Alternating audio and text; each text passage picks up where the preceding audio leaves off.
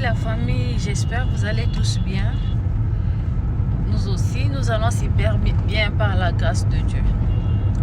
Alors, je viens juste répondre au message toxique lors de ma publication concernant les rapports sexuels hors de la nature. Bien-aimés dans le Seigneur, je vois des commentaires toxiques, en tout cas c'est regrettable. Dans la Bible de Romains chapitre 1, versets 26 à 28, je vais nous lire. La Bible nous dit ceci. C'est pourquoi, excusez-moi, voilà. Je lis la Bible de Romains chapitre 1, versets 26 à 28 dans le nom de Jésus. C'est pourquoi Dieu les a livrés à des passions affamées, car leurs femmes ont changé l'usage naturel à celui qui est contre nature. Et de même les hommes abandonnent l'usage naturel de la femme, se sont enflammés dans leurs désirs les uns pour les autres, commettant l'homme avec l'homme de choses infâmes et recevoir à eux-mêmes les salaires qui méritaient leur égarement. Comme ils ne se sont pas souciés de connaître Dieu, Dieu les a livrés à leur sens réprouvé pour commettre des choses indignes. Parole du Seigneur. J'aimerais juste continuer jusqu'à la fin pour mieux comprendre. Bien-aimés dans le Seigneur, en tout cas, c'est... qu'est-ce que je vais dire là?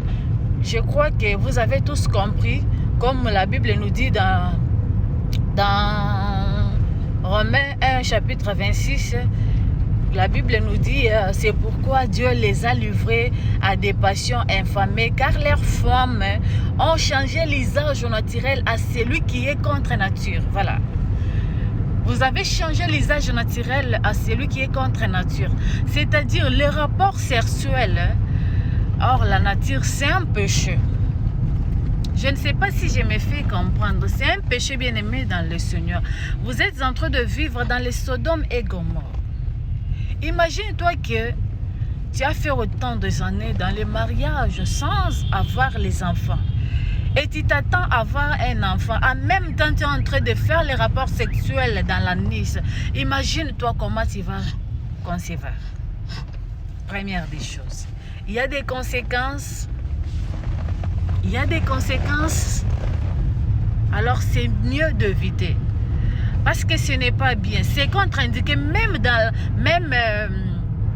C'est contre-indiqué, même scientifiquement.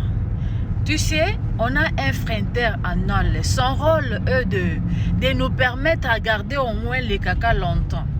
Maintenant, lorsque toi, tu es en train de traumatiser les sphincter anal, quand on est en train de forcer d'entre derrière, il y a des vaisseaux, des veines qui se déchirent.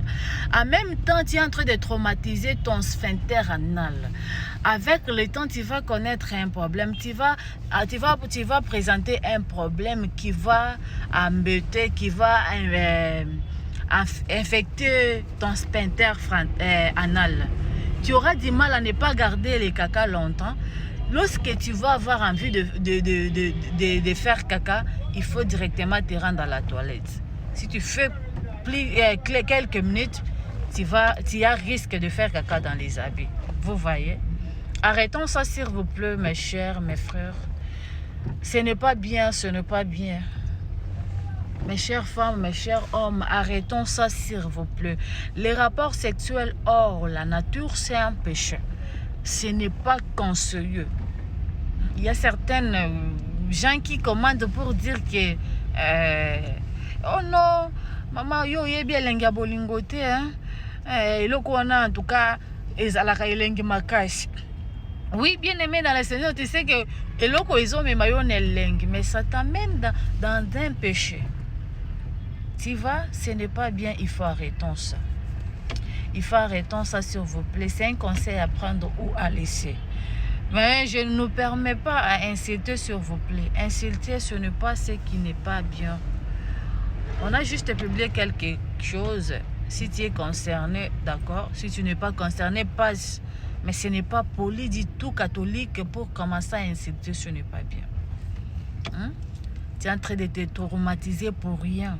Et avec le temps, quand tu vas développer des problèmes, des conséquences, là tu vas commencer à accuser, oh non, ma mère, mon père, il est sorcier, ainsi de suite. Or que c'est toi-même qui es sorcier.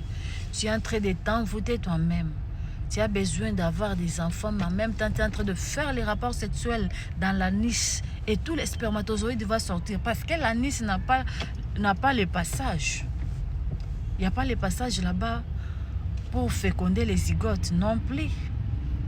Alors, je viens juste nous dire, pour l'amour de Dieu, arrêtons ça. Si vous continuez, vous êtes en train de vivre dans les Sodome et Gomorrhe. Et dans votre foyer, il n'y aura pas la bénédiction. Pourquoi? Parce que vous êtes en train de commettre des choses que le Seigneur a interdites. Oui, il y a plusieurs positions. Tu peux faire la position latérale. Vous pouvez renverser les choses. L'homme monte au-dessus, ou soit la femme monte au-dessus, ou soit l'homme monte au-dessus, ou soit la femme monte au-dessus. Ce n'est pas déconseillé. Mais faire à la nuit, c'est ce qui est déconseillé. Et là, on dit que vous êtes en train de vivre dans les Sodomes et Gomorrhe. Ce n'est pas bien. Alors, je suis avec mon mari. Il a un mot à vous dire à propos des rapports sexuels hors la nature. Nous sommes les chrétiens, on ne peut pas les faire. Parce que ça, c'est réservé pour les bêtes. Les rapports sexuels dans la nuit, c'est réservé pour les bêtes. C'est les bêtes qui font les rapports sexuels dans la nuit et non les humains. Merci d'écouter les messages de papa. Bonjour la famille, bonjour mes frères et sœurs. Je viens juste soutenir les propos de madame mon épouse. Donc la Bible interdit les rapports sexuels par l'anus.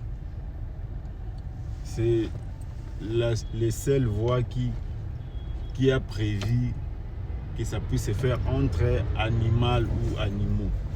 Entre voilà. Nous les humains, que nous soyons chrétiens, que nous ne soyons pas chrétiens, c'est interdit dans la Bible. Là, nous commettons vraiment de péché. Et je vais nous conseiller tous de ne jamais utiliser cette voie de l'anus pour passer par les rapports sexuels. Voilà. La Bible nous les interdit. C'est un conseil. Si vous allez les respecter, Dieu vous bénira. En faisant les rapports sexuels par l'anus, nous commettons des péchés très graves. Et puis nous détruisons la santé telle que madame vient de vous dire.